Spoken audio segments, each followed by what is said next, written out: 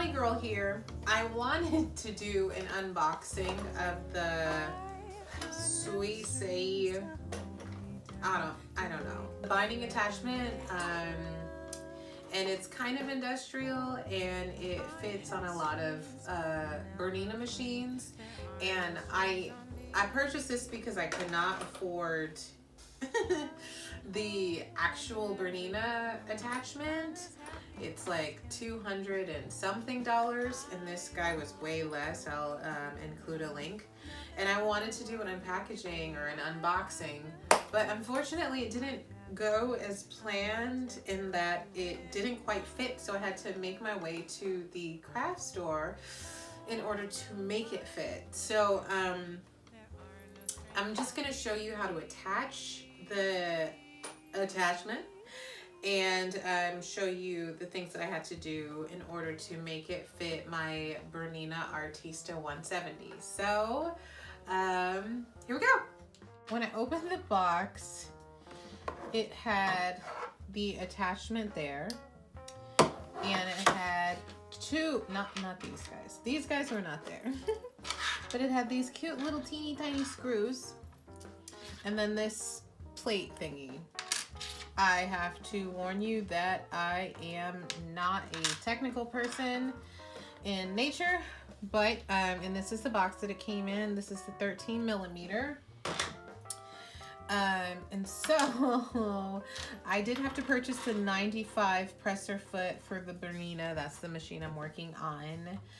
And the Bernina attachment is $250, $60 something. So many dollars that I was able to purchase two different sizes at the cost of one Bernina. But it came at a price, and that price was these screws that were provided with the attachment did not extend long enough to actually connect and like hold the attachment steady within my Bernina. And I'm not sure if other Berninas are different, but I know that this one was not having it. So I had to go to the hardware store and purchase another screw. It's a 4 millimeter. I remember that much. I can't quite remember the length, but I do know that it was a 4 millimeter, and I will include a link in this video. But it's quite a bit longer than the actual screws that were provided. And I was not going to use this thing. If you look at the instructions, the fantastic instructions that are provided, there isn't much direction. It just basically tells you how to attach, I think is what it's telling me. And so the only instructions you get are fix the bracket of the folder at the position as following fig, adjust near and far, fix the bracket where it is not laid on needle plate, adjust right and left. So what this is speaking to is this is to adjust near and far, so it'll move this guy up and down, getting it closer and further from the actual presser foot.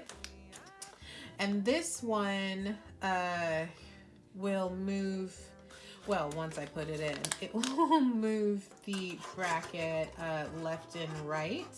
And what we will learn is that we really want this little notch here to line up with the nook in the presser foot itself. And so we're looking at a few different variables. And then another variable is this guy here, which moves the entire right side of the attachment left and right.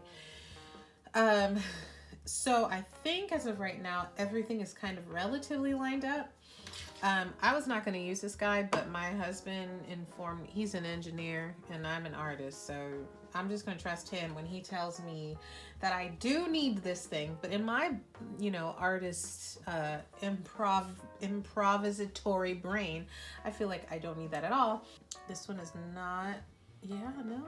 Oh, nope. Okay, cool, good. I didn't want to do it anyway. But now I know we don't have to, and you should know this too. If you get a 4 millimeter screw and you attempt to attach it with the, whatever this is called, plate thing, I don't know, it's not gonna work. There we go. Right, so now what I wanna do is just make sure that this is not on the needle plate, so it's just to the right.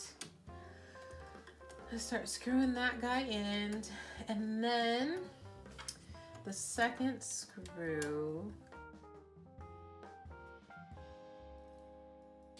Now the next order of business is getting this. Oh, well, yeah. So you can tell that I've been working on this a wee bit, and I have some cheat notes. But yes, so I want this little nook here to line up. Well, I want this little, what am I gonna call this, a latch? I want this latch here to line up in the nook. And if it does, we know that when we send the binding through, it's gonna line up perfectly. So the next order of business is getting everything in place. This one that I have is a 13 millimeter. So yeah, 1/2 inch.